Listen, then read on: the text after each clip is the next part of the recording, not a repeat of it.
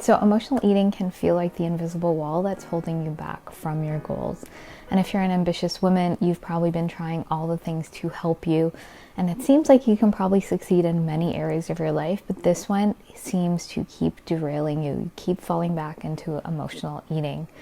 So we're going to dive into this, why you keep hitting this invisible wall. And if you're new here, welcome. My name is Michelle. I'm a certified holistic nutritionist specializing in emotional eating. So today I'm going to talk about that invisible wall that emotional eating creates. This wall that you feel like you can't break through to reach your goals, to remain consistent, to finally feel okay in your body and around food. It feels like you keep bumping into it at certain intervals whenever you're trying to meet certain goals. And so this wall and moving past it isn't really about willpower or discipline. It's so much deeper than that. So what is this invisible wall really about? So emotional eating really isn't about the food. It's about the unprocessed emotions, the stress, the discomfort that you experience that you aren't able to move through. So for a lot of ambitious women, what this looks like is that you're on all day. You don't have time to be with and move through your emotions. Achieving something and being really motivated throughout the day equals safety. You feel better when you're doing and performing, and you're holding everything together. So when all of this is out of the way, usually at the end of the day, when everything slows down, this is when this pattern hits. You're slowing down. There's more space for all of this discomfort and distress to come up. And you automatically go to food. You find yourself snacking, emotionally eating, just craving the foods and giving in. And then you feel like, what am I doing wrong? And this really is the invisible wall. You might think, I'm being strategic, I'm planning, I'm doing everything right throughout the day. And yet here I am again and again. Why do ambitious women feel this wall more? Well, you probably grew up learning that in order to feel successful, you needed to achieve, you needed to do more, you needed to take on more. And you started to do this to feel acceptable. So that also meant that emotions would slow you down from achieving. That if you were too much or had big emotions, that wasn't acceptable. And if you were strong and you didn't overreact, then you would gain love and approval because you were more easy to control. You were more easy to take care of. So even though you're doing all these things and you are achieving and you're being successful, your body doesn't forget your emotions. And so when you slow down, those emotions come to the surface and they show up through cravings, late night cravings, binge episodes, feeling out of control with food, obsessing about food and your body. And this isn't because you're broken. It's just that this is the only way your body and you know how to ask for the attention you need. So how does this wall block your goals? Let's say you're doing everything right. You have your goal, you're following your plan, you're moving through it, you're like able to move through it for a few days, a few weeks, a few months, and suddenly you hit this wall and you're back into your emotional eating. Essentially, you've set yourself up to be overwhelmed and really strict, and you haven't taken into consideration how to meet these deeper needs that only food can meet, that only your emotional eating can meet. So once your system gets overwhelmed with all of the willpower and changes that are happening, it's going to default to the only way it knows how to soothe, and that's through emotional eating. When you try to restrict and control food, this is two-pronged because you're depriving your body of calories or nutrients, so your brain wants you to obsess about food, you'll be thinking about it and want to binge.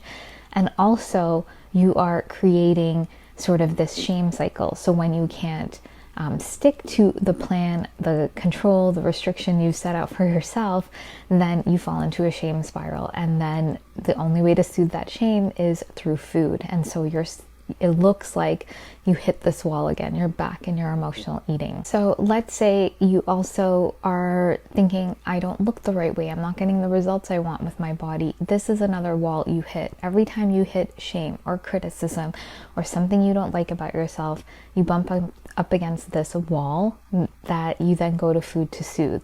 So this wall is really these emotions, these unprocessed emotions, this discomfort that you don't know how to move through. So what will make this wall disappear so that you stop hitting into it and going to food to soothe. When I'm working with clients inside of the Emotional Eating Evolution program, we do this in a multi-layered way. So the first step is really to find out and look at your pattern. When are you triggered into your emotional eating?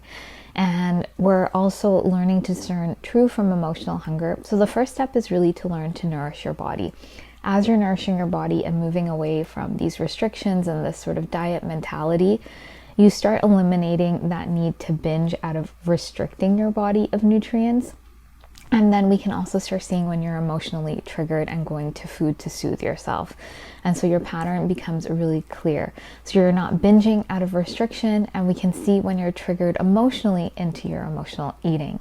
The second layer is really looking at your body. Are you honoring your body, or are you, pushing past your physical limits, or are you shaming your body, criticizing your body? We're looking at that to see what triggers there are around your emotional eating, whether they're physical or more emotional. And we're working through those to help you start meeting your true needs, honoring your body, having body acceptance, and moving through those deeper triggers. And then finally, we're looking at the root of this pattern, which is all about those emotions, unprocessed emotions, stress, discomfort. We're using those triggers and getting into the root somatically in the body using somatic meditations with psychotherapy tools, with inner child and parts work to help you get to the root, resolve it, so you start meeting those needs internally, those emotional needs, and other additional action steps you need to take. Maybe you need more boundaries, you need to take more time during the day. This helps us get to the root so you stop hitting that invisible wall and feeling like you're out of control and you can't just seem to stop emotionally eating. So what happens once you start resolving your emotional eating? You're finally able to move towards your goals in a more connected way. So a lot of the times my clients say the food noise has gone away. I'm not constantly thinking about food, and it becomes more effortless around food. It becomes more effortless to nourish yourself. You're not micromanaging or thinking you have to count calories or count macros. You know what food, you know how to nourish yourself, how it feels in your body. When these emotional triggers come up, you know how to move through them. And because of this, you're not forcing yourself to move through the day. You're not forcing yourself or fighting a binge or fighting an urge. You're actually moving through them. And you have the tools to get to the root, so they're no longer this wall that you have to keep bumping into. And essentially, you start feeling at ease and calm around food. So you start feeling hunger in your body. You know how to nourish yourself. You start accepting your body. You start knowing what to do when these triggers come up and how to meet those deeper emotional needs. And that creates that ease and peace and confidence around food and in your body. And so if you're tired of bumping into this invisible wall, I'd love to invite you into downloading my free guide, which is called What Are You Truly Hungry For? This is going to help you discern true from emotional hunger and start catching those triggers to start noticing this pattern.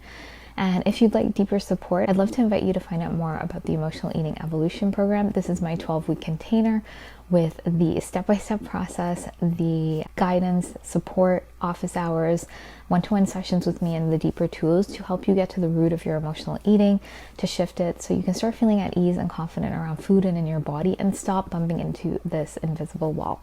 So the details for both are below. You can find the links below. And I just want to say thank you so much for being here. If you have any questions, please let me know.